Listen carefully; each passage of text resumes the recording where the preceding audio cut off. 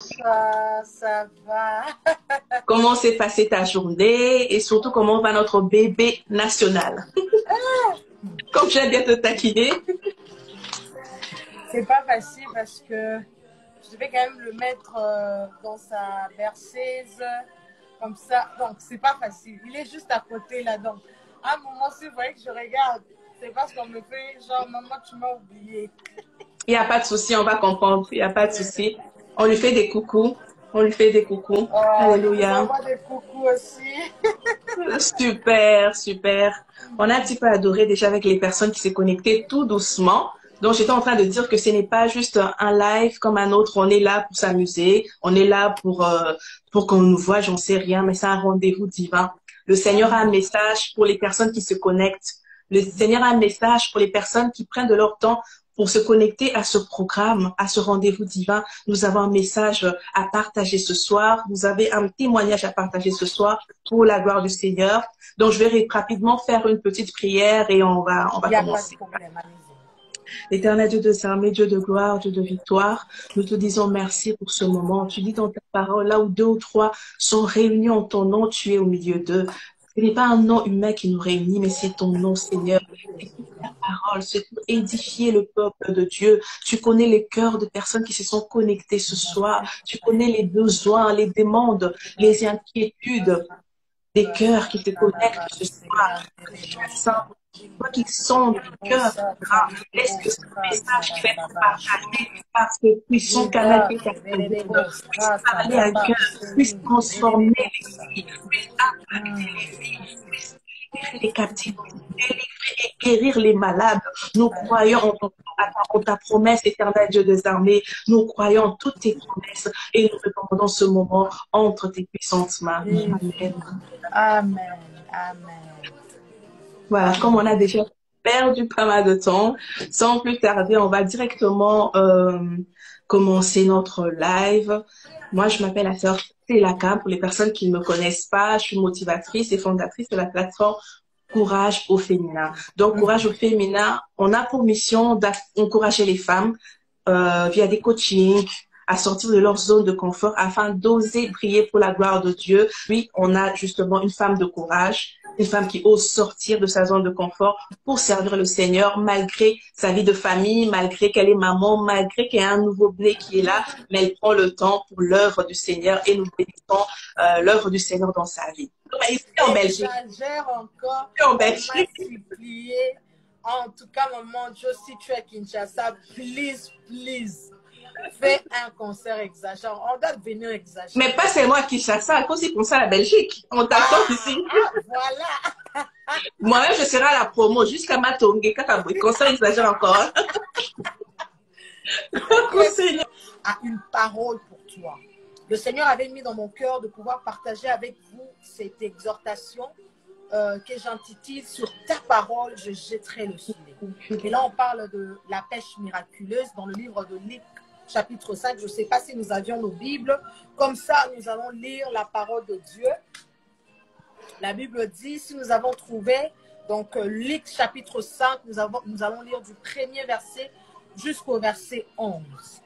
Si vous avez trouvé le verset, si vous avez trouvé le chapitre, j'aimerais juste que nous puissions écrire « Je trouvais » et Dieu va exagérer.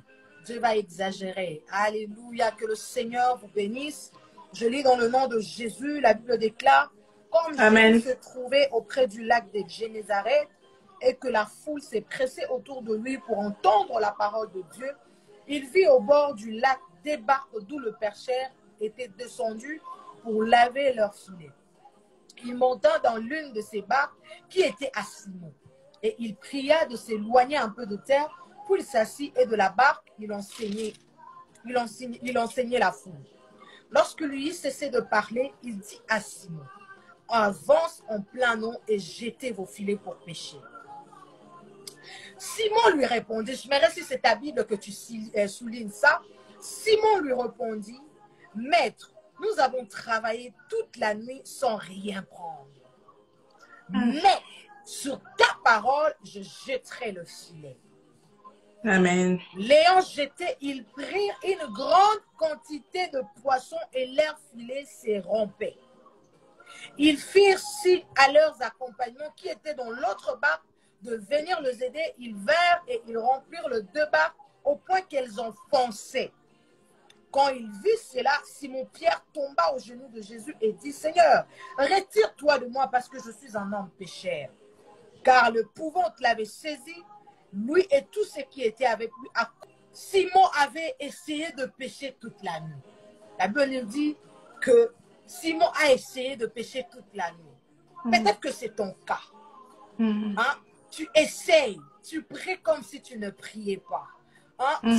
Tu gênes comme si tu ne gênais pas. Tu cherches Dieu comme si tu ne le faisais pas. Hein? Tu fais des offrandes comme si tu ne le faisais pas. Tu as l'impression que tu es en train de s'aimer sur une terre rocailleuse.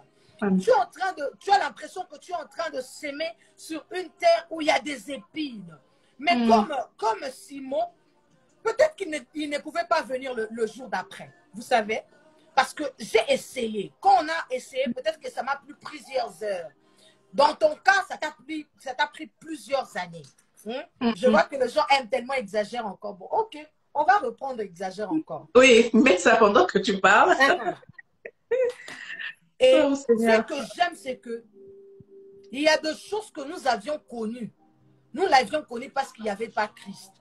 Mais quand il y a la présence de Jésus, sois persuadé qu'il y a toujours quelque chose qui doit se passer. Simon, quand il a essayé de pécher toute la nuit, il se disait, bon, je n'ai péché, je n'ai rien reçu, bon, je peux rester chez moi parce que j'ai tout essayé. Rien ne me convainc que demain, le lendemain, quand j'irai, je pourrais pêcher le poisson. Mais ce que Simon avait oublié, Dieu dans son plan, il savait qu'il devrait se présenter. Alors je viens t'annoncer la bonne nouvelle. Dans ta situation-là, Dieu est déjà là. Dieu est venu. Il n'est pas venu pour cette foule qui était assoiffée d'entendre la parole. Dieu est venu uniquement et spécialement pour toi. Parce que c'est qu'il veut te dire, jette le filet. Le problème avec nous, c'est qu'à un moment, nous avons tendance à vouloir prendre la place de Dieu. Oh, j'aime l'attitude de Simon. Je ne pense pas qu'il a été animé de ses sentiments, de ses émotions. Je pense qu'à un moment, parce que sa phrase a commencé dans le verset 6. Maître, nous avons travaillé, nous avons essayé. Mais je crois que là, le Saint-Esprit l'a révélé. Et tu as oublié celui qui te demande de jeter le filet. J'aime ce qu'il dit par la suite. Mais sur ta parole, je jetterai le filet. Amen. Je viens te dire, dans la situation que tu te retrouves, oui, certes, est-ce que ce sont les paroles de médecin? Est-ce que c'est sur la parole de médecin que tu t'agrippes?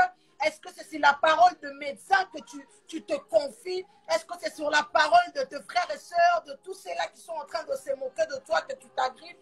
Le problème, c'est que quand Simon a dit, nous avons travaillé, oh, j'ai essayé, je viens voir une personne avec tous les efforts, tu es en train de pleurer, tu n'as plus de force, tu as l'impression que le fardeau tellement il pèse sur toi, tu veux lâcher prise.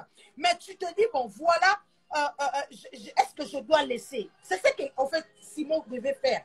Il se disait, mais là, peut-être. Oh, le Saint-Esprit a suscité en lui l'envie. Va quand même.